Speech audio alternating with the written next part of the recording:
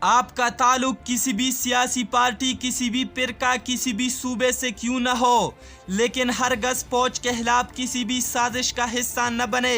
کیونکہ فوج کسی ایک پارٹی یا گروہ کی نہیں بلکہ پورے پاکستان کی ہے، اور بارڈر پر ہر کڑا فوجی جوان صرف ایک فرقے یا پارٹی کے لیے نہیں بلکہ ہر پاکستانی، ہر فرقے، ہر پارٹی، ہر صوبے کے لوگوں کو بچانے کے لیے اپنی سینے پر گولی کھاتا ہے۔ اس لیے ان کی قدر کرے اور ان کا ساتھ دے۔